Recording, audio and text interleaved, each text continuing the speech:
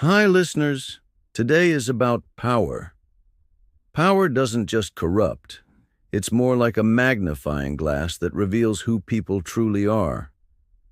And today we're exploring how the same traits that build empires often contain the seeds of their destruction. You know what fascinates me about that? How predictable the pattern is, yet how powerful people keep falling into the same traps. Take Pablo Escobar. At his peak, his operation was generating $70 million every single day. But instead of staying low-key, he built this outrageous estate with flamingos and a private zoo that you could probably see from space. Well, that's the thing about ego. It's like a hungry beast that just keeps demanding more attention. And speaking of attention-seeking, El Chapo literally risked his freedom just to meet with Sean Penn and Kate Del Castillo for an interview while he was on the run. That's what gets me. These aren't dumb people. We're talking about individuals who built incredibly complex organizations. So what makes them take such obvious risks? Psychologists have found that power actually changes how the brain processes risk and reward. The more power someone has, the less they activate the areas associated with danger and consequences. Hmm. So it's almost like success creates a kind of biological blind spot. Exactly. And then you get situations like Frank Lucas showing up to the Ali Frazier fight in that infamous $100,000 chinchilla coat, sitting ringside where every law enforcement officer in New York could see him. Expensive. Hmm. Well, that's basically sending up a flare saying, hey, I'm doing something illegal. But let's talk about the flip side. What about leaders who manage to handle power well? Richard Branson is fascinating because he took what could have been destructive personality traits, his love of spectacle and adventure, and turned them into Virgin's brand identity.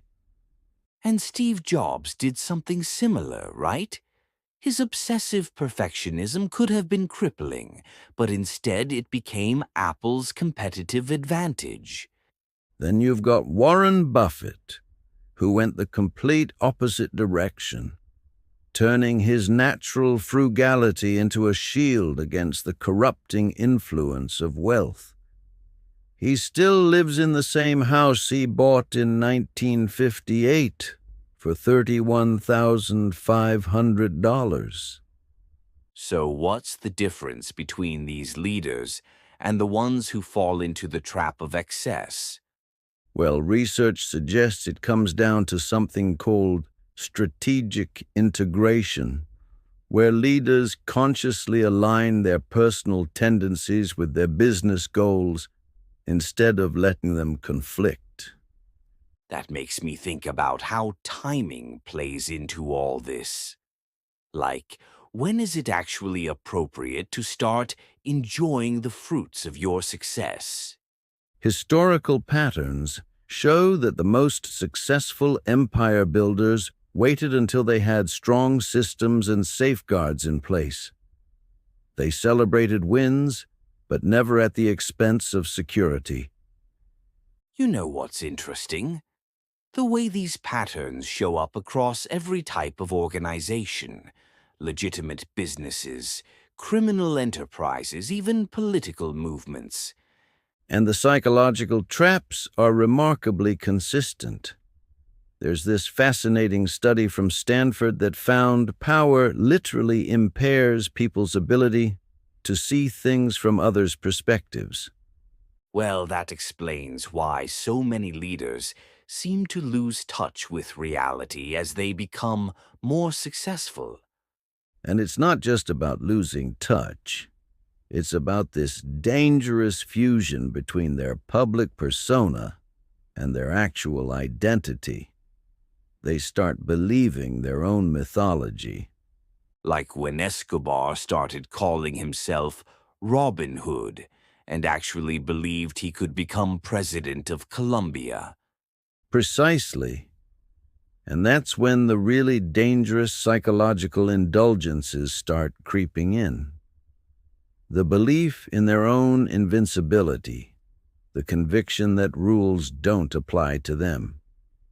So how do modern leaders protect themselves against these tendencies? Some fascinating research from Harvard Business School suggests that the most resilient leaders actively cultivate what they call grounding relationships. People who knew them before they had power and aren't afraid to call them out. That's probably why Warren Buffett still lives in Omaha, away from the Wall Street bubble. And why some tech CEOs have reverse mentors, younger employees who keep them connected to reality and prevent them from becoming too isolated in their success. But it must be incredibly difficult to maintain that kind of authenticity when you're at the top. Especially because power creates what psychologists call an authenticity paradox. The more power you have, the harder it becomes to get honest feedback about your behavior. So what's the solution? How do you build an empire without falling victim to these traps? Recent studies suggest it's about developing what they call power literacy, understanding how power affects human psychology before you actually acquire it. Almost like getting vaccinated against power's negative effects. That's a great analogy. And just like a vaccine, it needs regular boosters. Successful leaders often have monthly or quarterly reality checks where they deliberately step back and evaluate their decisions.